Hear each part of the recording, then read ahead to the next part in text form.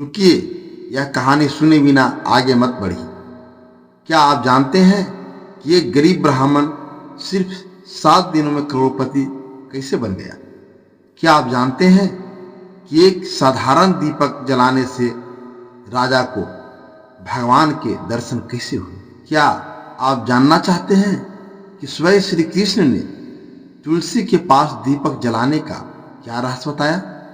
अगर आप अपने जीवन में धन, सुख, स्वास्थ्य और शांति चाहते हैं, अगर आपके घर में कलह, रोग या गरीबी है, अगर आप भगवान के दर्शन चाहते हैं, तो यह कहानी आपकी जिंदगी बदल देगी। ध्यान से सुनिए, एक एक ही शब्द महत्वपूर्ण है। कार्तिक मास को सभी महीनों में सर्वश्रेष्ठ माना गया है। इस पवित्र महीने में तुलसी माता की पूजा का विशेष महत्व है।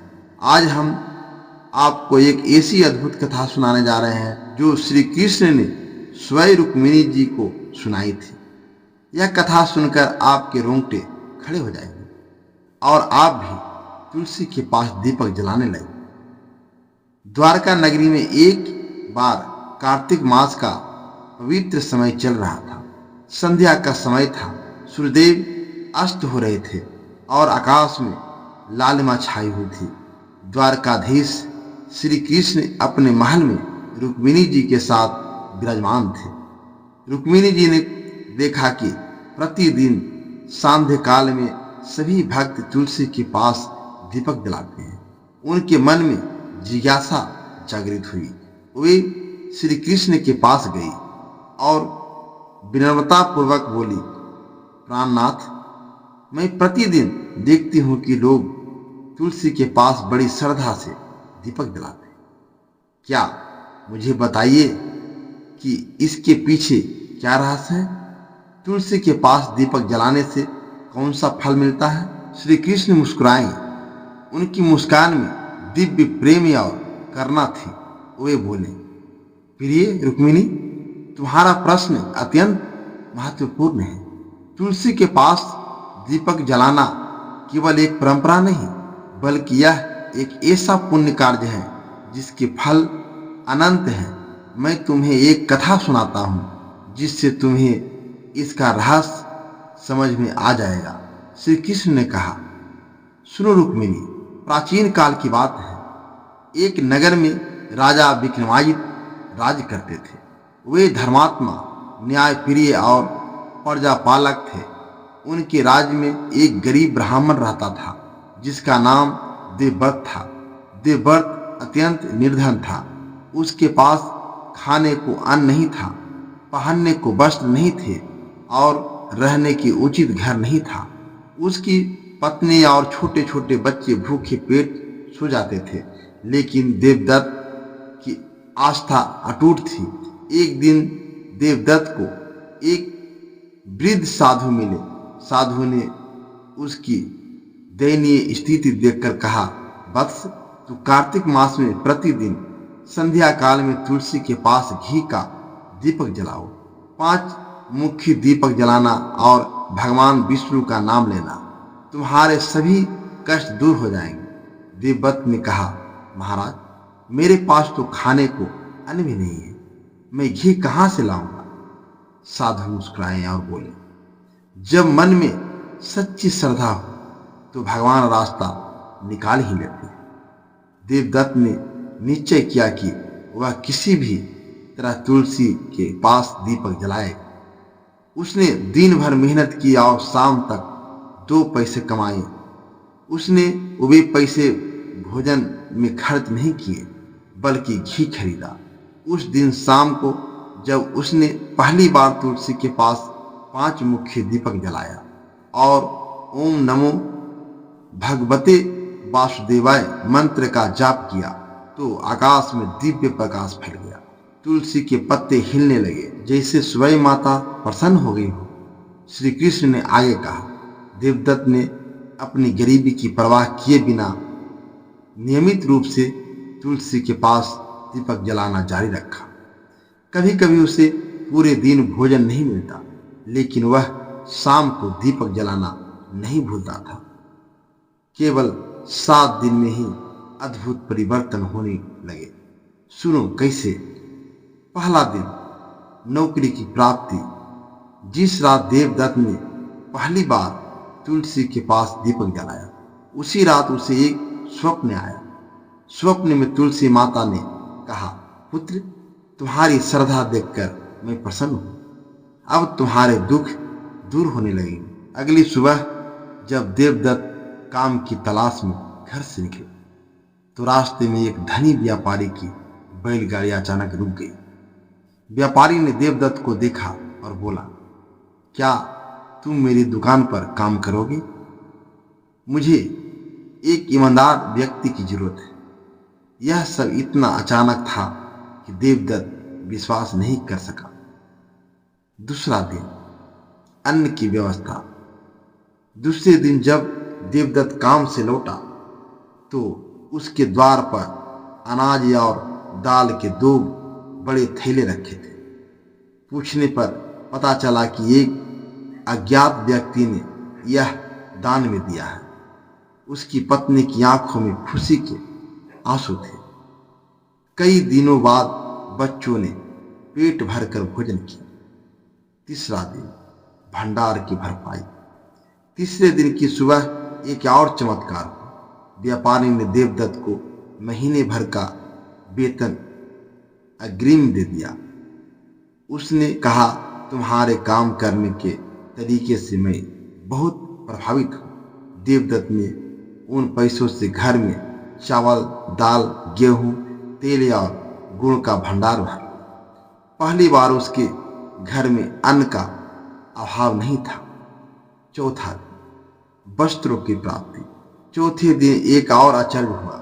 देवदत्त का पड़ोसी, जो पहले उससे बात भी नहीं करता था, सुबह सुबह उसके घर आया।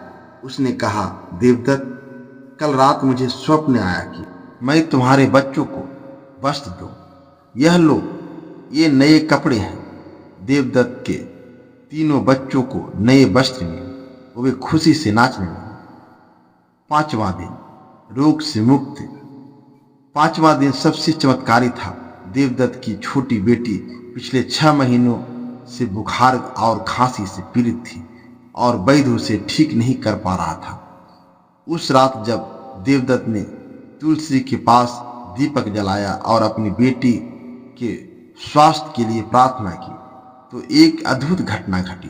रात में बेटी को स्वप्न आया कि एक दिव्य स्त्री उसके माथे पर हाथ फेर रही है। सुबह उठते ही बेटी का बुखार उतर गया। वह पूरी तरह स्वस्थ हो गई। देवदत्त और उसकी पत्नी ने तुलसी माता के चरणों में आंसू बहाकर धन्यवाद दिया।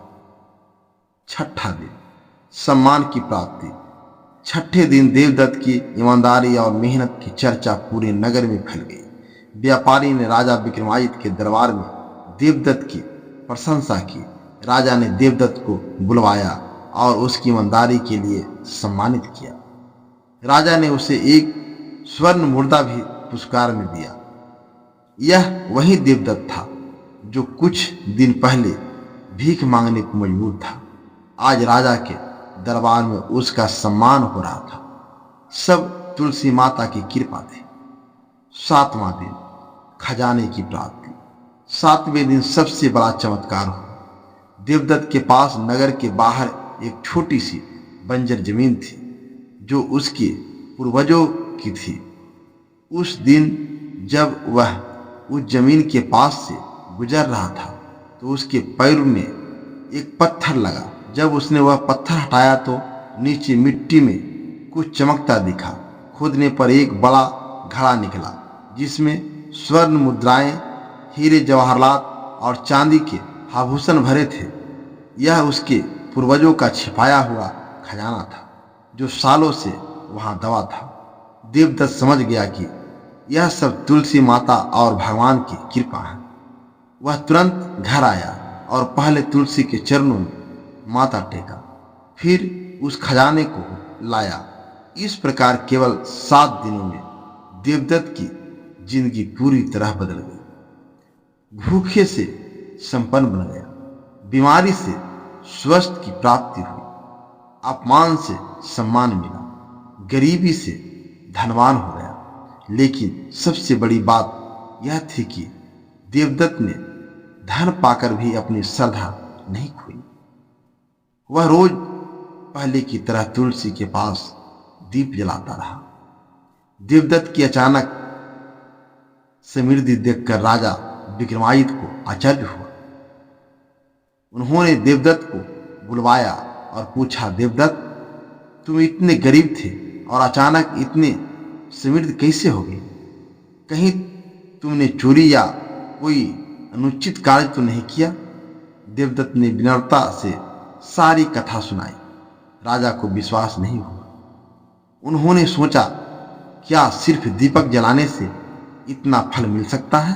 राजा ने स्वयं प्रयोग करने का निश्चय किया। वे प्रतिदिन तुलसी के पास दीपक जलाने लगे। वे सोचते थे कि उनके पास तो पहले से सब कुछ है, तो उन्हें क्या मिलेगा। लेकिन 1 महीने बाद एक अद्भुत घटना घटी। राजा को एक दिव्य स्वप्न आया, जिसमें स्वयं भगवान विष्णु ने दर्शन दिए और कहा, राजन, तुम्हारी श्रद्धा से मैं अति प्रसन्न हूँ। तुम्हारे राज्य में कभी अकाल नहीं पड़ेगा, कोई महामारी नहीं आएगी और तुम्हारी प्रजा सदा सुखी रहेगी। तुलसी के पास दीपक जलाने के अद्भुत फल श्री कृष्ण ने रुक्मिणी को समझाते हुए कहा। पहला आध्यात्मिक लाभ। प्रिय, तुलसी के पास दीपक जलाने से पापों का नाश होता है। हजारों जन्मों के पाप भस्म हो जाते हैं। मोक्ष का मार्ग प्रशस्त होता है। वैकुंठ धाम की प्राप्ति होती है। आत्मा को शांति मिलती है। मन की चंचलता दूर होती है। दिव्य दर्शन का सौभाग्य मिलता है। भक्त को भगवान के दर्शन होते हैं। दूसरा, भौतिक लाभ। इसके अतिरिक्त सांसारिक जीवन में भी अनेक लाभ मिलते हैं। धन धान की वृद्धि, धन में लक्ष्मी का वास होता है। रोग शोक का नाश, सभी प्रकार के रोग दूर होते हैं। संतान सुख, पुत्र पुत्री का सौभाग्य मिलता है। शत्रु भय से मुक्ति, कोई शत्रु हानि नहीं पहुंचा सकता। अकाल मृत्यु का भय नहीं रहता। आयु में वृद्धि होती है। तीसरा, कार्तिक मास में विशेष महत्व। विशेषकर कार्तिक मास में तुलसी के पास दीपक जलाना अत्यंत फलदायी है। एक दीपक जलाना बराबर हजारों यज्ञों के बराबर। तुलसी परिक्रमा के साथ बराबर लाख तीर्थों के स्थान के बराबर। श्रद्धा पूर्वक जलाना बराबर मुक्ति का सीधा मार्ग। चौथा, पितरों को भी मिलता है लाभ। जब तुम तुलसी के पास दीपक जलाती हो तो तुम्हारे पितरों को स्वर्ग में प्रकाश मिलता है। उनकी आत्मा को शांति मिलती है। वे तुम्हें आशीर्वाद देते हैं। 7 पीढ़ियों का उद्धार होता है। सही विधि से दीपक कैसे जलाएं? श्री कृष्ण ने रुक्मिणी को विधि भी बताई। पहला, सर्वप्रथम स्वयं को शुद्ध करें, स्नान करें या हाथ पैर धोएं। दूसरा, मन को एकाग्र करें, सभी विचारों को रोकें। तीसरा, पवित्र भाव रखें, श्रद्धा और भक्ति से भर जाए। दीपक जलाने की विधि। पहले तुलसी के पास जाएं, नमस्कार करें। दूसरा विधि, शुद्ध घी का दीपक लें, सूती बत्ती का प्रयोग करें। तीसरा, पंचमुखी दीपक उत्तम है, 5 बत्तियों वाला दीपक। चौथा विधि, तुलसी माता को प्रणाम करें या देवी सर्वभूतेषु शक्ति रूपेणु संस्थिता। पांचवा, दीपक जलाएं, पूर्व या उत्तर दिशा में मुख करके मंत्र जाप। दीपक जलाते समय यह मंत्र बोले। दीप ज्योति पर ब्रह्मा, दीप ज्योति जनार्दना, दीपो हर्तु पांपा, संध्या दीप नमोस्तुता। या सरल मंत्र, ओम तुलसी नमः, ओम नमो भगवते वासुदेवाय। परिक्रमा और प्रार्थना। तुलसी की विचार परिक्रमा करें, दक्षिणावर्त दिशा में हाथ जोड़कर प्रार्थना करें, अपनी मनोकामना कहें, प्रसाद चढ़ाएं, जल, दूध, गंगा जल या मिठाई, आरती करें, मन से या स्वर में। श्री कृष्ण जी की कथा सुनकर रुक्मिणी जी के नेत्रों में आंसू आ गए। उन्होंने कहा, प्राणनाथ, आज मुझे समझ में आया कि तुलसी माता कितनी महान है। वे साक्षात लक्ष्मी का ही रूप है। मैं आज से नियमित रूप से तुलसी के पास दीपक जलाऊंगी और सभी को भी इसके लिए प्रेरित करूंगी। श्री कृष्ण मुस्कुराए और बोले, रुक्मिणी, जो व्यक्ति श्रद्धा पूर्वक तुलसी के पास दीपक जलाता है, उसके घर में मैं स्वयं निवास करता हूँ। तुलसी मेरे अत्यंत प्रिय है, उसके बिना मेरी पूजा अधूरी है। जो मनुष्य कार्तिक मास में प्रतिदिन तुलसी के पास दीपक जलाता है, उसे मेरी कृपा सदा प्राप्त रहती है। उसके घर में कभी अंधकार नहीं रहता, न भौतिक न आध्यात्मिक। आधुनिक युग में तुलसी दीपक का महत्व आज के समय में, जब तनाव और चिंता हर घर में है, रोग या और महामारी बढ़ रही है, पारिवारिक कलह आम बात है, आर्थिक संकट व्याप्त है, ऐसे में तुलसी के पास दीपक जलाना और भी आवश्यक हो जाता है। वैज्ञानिक दृष्टिकोण, आधुनिक विज्ञान भी मानता है, तुलसी वायु को शुद्ध करती है, ऑक्सीजन देती है, रोगाणु नाशक है, बैक्टीरिया को मारती है, मानसिक शांति देती है, तनाव दूर करती है। घी के दीपक से सकारात्मक ऊर्जा, वातावरण शुद्ध होता है। अंतिम संदेश, यह कथा केवल एक कहानी नहीं है, यह हमारी संस्कृति का अमूल्य धरोहर है। तुलसी माता ने हमारे पूर्वजों की रक्षा की है और आज भी कर रही है। आज से ही संकल्प लें, प्रतिदिन तुलसी के पास दीपक जलाएं। कार्तिक मास में विशेष ध्यान दें। परिवार के सभी सदस्यों को शामिल करें। बच्चों को यह परंपरा सिखाएं। पड़ोसियों और मित्रों को बताएं। विशेष निवेदन, अगर आपके घर में तुलसी का पौधा नहीं है तो आज ही तुलसी का पौधा लगाएं। इसे पवित्र स्थान पर रखें। नियमित रूप से जल चढ़ाएं। प्रेम से देखभाल करें। कथा का सार, जैसे श्री कृष्ण ने रुक्मिणी जी को बताया, वैसे ही आज हमने आपको बताया। तुलसी के पास दीपक जलाना केवल एक रिवाज नहीं, बल्कि यह है परमात्मा से जुड़ने का माध्यम। यह है अपने जीवन को उज्जवल बनाने का मार्ग। यह है पूर्वजों के आशीर्वाद पाने का साधन। यह है घर में सुख शांति लाने का उपाय। समापन प्रार्थना। तुलसी श्री सदा देवी विष्णु प्राणा नमोस्तुतः। सर्व पाप हरे देवी नमस्ते पापा नाशिनी। जय तुलसी माता की जय। श्री कृष्ण। हर घर में गूंजे यह संदेश। संध्या समय जब आए तुलसी के पास दीपक जलाएं। श्री कृष्ण की कृपा हो सदा जीवन में उजाला छाए। इस पवित्र कथा को अधिक से अधिक लोगों तक पहुंचाएं, शेयर करें और सबको तुलसी के पास दीपक जलाने के लिए प्रेरित करें। आपका यह पुण्य कार्य भी आपको अपार फल देगा। हर हर महादेव। जय श्री कृष्ण।